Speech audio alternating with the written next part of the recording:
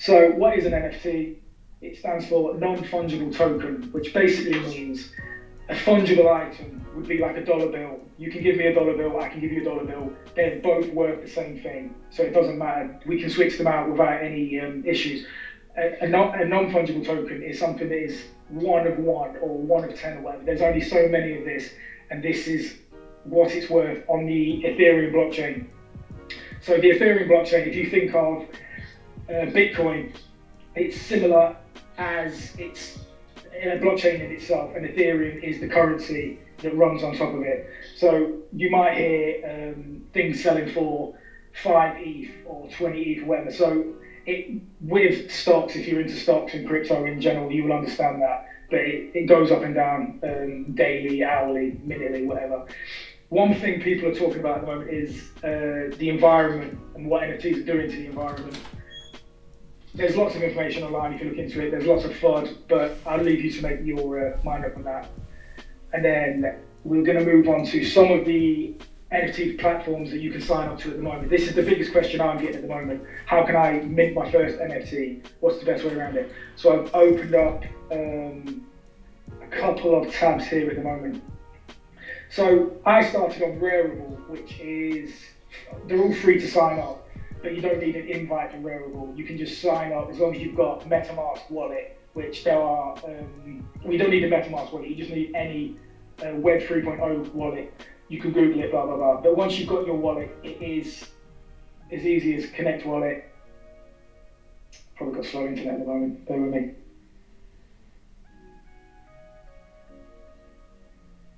It's normally instant. Classic.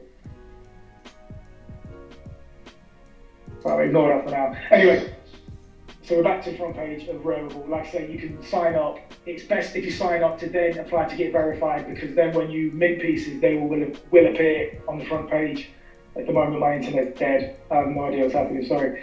Another option is OpenSea, which is, I have not used it myself, but again, it's easier to get on. There's no application or invite, but as you can see, it's not about the level of art, it's more about the collectibles on this. So you'll see a lot of 8-bit stuff. So you can see this thing here. This is at 4 ETH, which at the moment, I think ETH's $1,700 an ETH. So you're talking nearly $6,000 or whatever for that piece, which is unbelievable, but we'll get into that. You might have heard of Foundation. Foundation seems to be the biggest one at the moment that everyone's trying to get on. Everybody's like, have you got a Foundation? Right? Didn't found.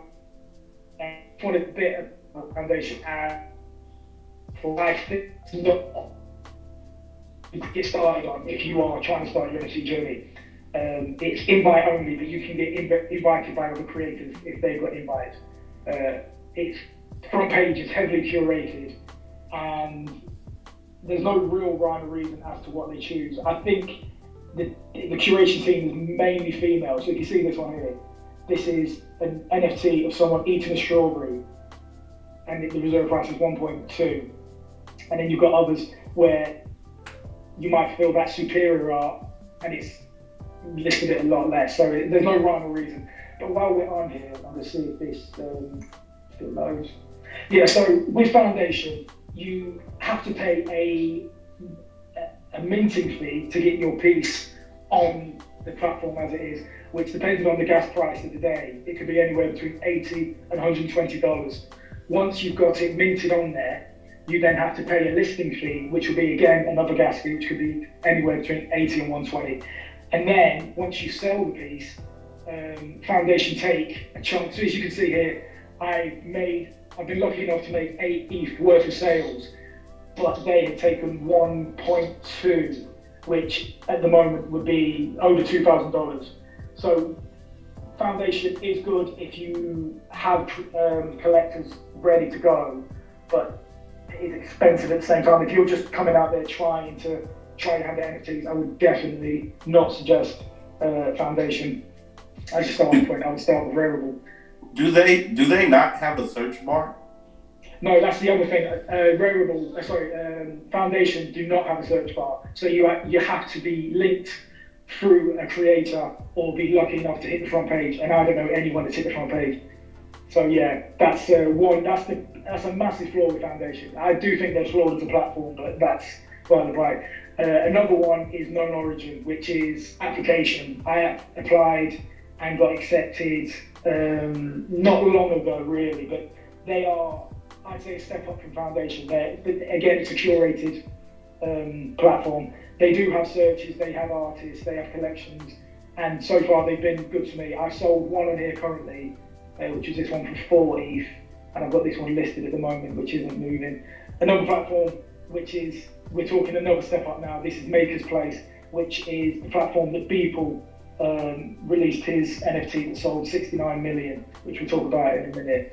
So this is, again, heavily curated, and it's creator application, but you have to then be invited on by the curation team. So it's for elite artists, and then you've got Super Rare, which is the one I'm currently trying to get on, which has really serious collectors. Once you hit Super Rare, you're guaranteed sales, no matter what you're after. So let's just look at this front page, for example. This is by an artist called Xcopy, who is he's sort of an OG in the NFT space. This is last sold for 18 ETH, which is 32,000. And if you see here, the list price now is 3.8 million. And it doesn't mean he's going to get that. That's what whoever paid for it has got it listed at that. And we'll have another quick scroll down of this, because the art on here is elite, but at the same time, you've got stuff like this, which sold for $3,000, which I'm not knocking the guy, but these are all things. Yeah, I mean, yeah, go. I just wanted to make a correction. On the Foundation website, there actually is a search bar. So go where it says artworks, time, and creators, go to creators. And then you can search for whatever creator. Okay, yeah, if you have the name, but okay, yeah, that's a yeah. That's cool. Yeah, so Maker's Place, Super Rare, again, visit these on your own. And then I saw this earlier just as I was searching. So this is the Salt Bay guy. He's minted the first video of him doing this, which is currently at 1 ETH. I think it's only on a couple of hours, whatever. So that might go up. But anyway, yeah, these are all things that people are doing at the moment. I don't know if you saw earlier. This is Bad Baby, the Catch Me Outside girl. She's minted one, which I'll sort of go into now. Where are we? So, bear with me. Yeah, right. So we saw examples then of pixel art. We saw examples of just mad shit, and you can see examples of really good art. So what gives NFTs value? So from my time, what I've worked out is there are different categories of NFT collectors. So you'll get the status, which will be the people that are collecting the crypto punks, the crypto kitties, which are the 8-bit pixel art, which are selling every day for hundreds of thousands and millions. They are some of the earliest examples of NFTs, which is what gives them the status. And when we're talking about ETH and these large sums of money, these people that are buying NFTs at this value have been on the Ethereum blockchain from when you could probably get 100 ETH for $1. Now we're talking $2,000 to an ETH. So this is why there is so much money floating around on the blockchain. Another way of looking at NFTs are as a collectible. Someone said to me, why are they worth so much money? What makes them collectible? It's the same sort of theory as Pokemon cards. Why do people collect that? It's nostalgia, it's saying you've got it. Some people just like collecting. These are all things that NFT collectors will tell you. And we are at the start of NFTs. If you can imagine, one argument people say is, why would I not just download that? Why do I not just right click that? Why do I need to own it? The normal rebuttal to that would be, why would someone want to own the Mona Lisa when they can download a JPEG or they can buy a print of it? It is because you can, and you can then, there is no arguments down the line who owns this piece. Another thing about NFTs, which is you don't get with normal art or ownership, is secondary sales. So if you mint a piece and it sells, and then the person who collects that decides to sell it, you can set your secondary sale percentage. So you can set it to 10%, 20%, 50%, whatever you want it to be. The normal is about 10%. But these are all things, so you could have a piece sell 5 times down the line and get 10% every single time that sells, which is, as a creator, as an artist, I think that's something we've never heard of. I've never heard of that in my life anyway.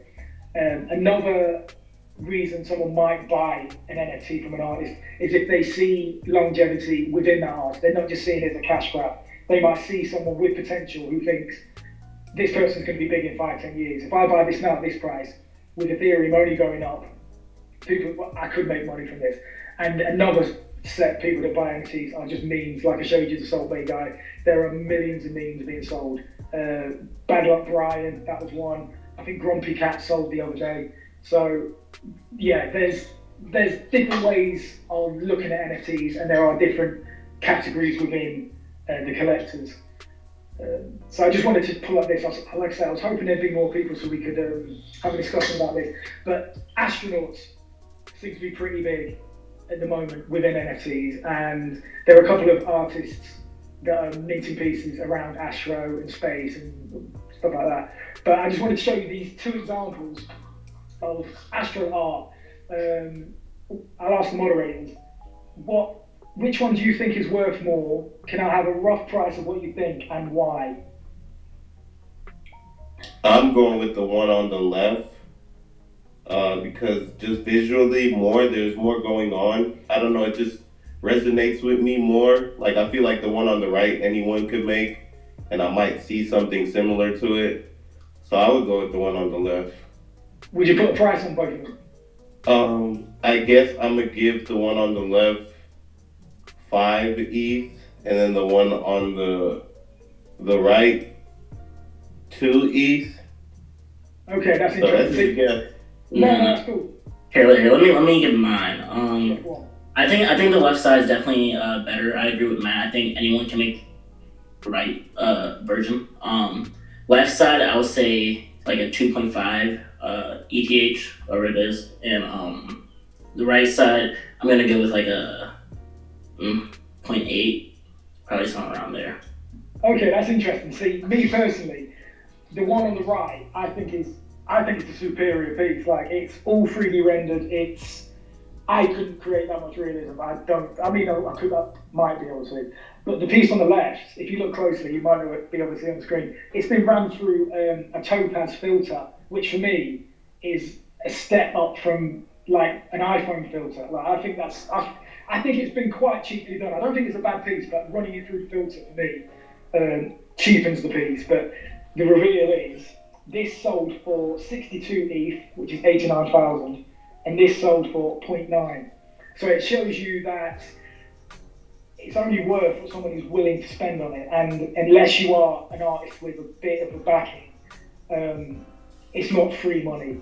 So this artist is a super rare artist. So this piece sold on super rare, the more upmarket platform I showed you, and he has had history of selling on there, so he's got more provenance, his value's more, whereas this piece sold on Node Origin, the platform I'm on, something I think was on a different platform, which sold a lot more. But anyway, so we'll